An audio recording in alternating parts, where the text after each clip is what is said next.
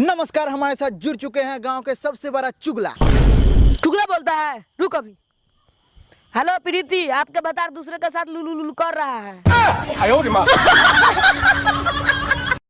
ओ भाई साहब, मेरे को साहेबगंज जाना है, कैसे जाना होगा? अच्छा, साहेबगंज जाना है, पैदल है ना? हाँ। तो एक काम कीजिए, हैसे जाइए।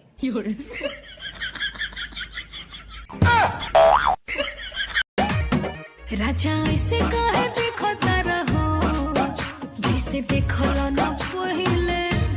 पैसा देना, बीड़ी पीना है। जमना फेंक।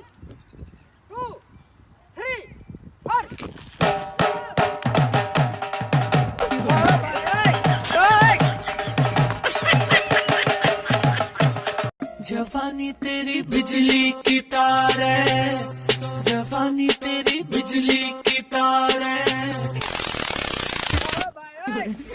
अंजले, अरे अंजले, अंजले, अरे अंजले, मैं तुम्हें, तू मुझे, मैं तुम्हें, तू मुझे, मैं तुम्हें, तू मुझे। अंजले, अरे अंजले, अंजले, मैं तुम्हारा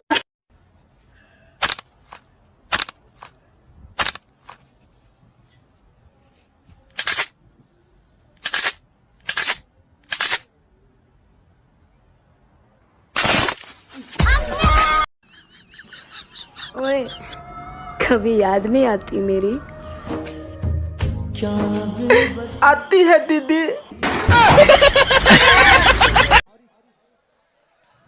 अनारकली वाला कौन फूल डाला सर?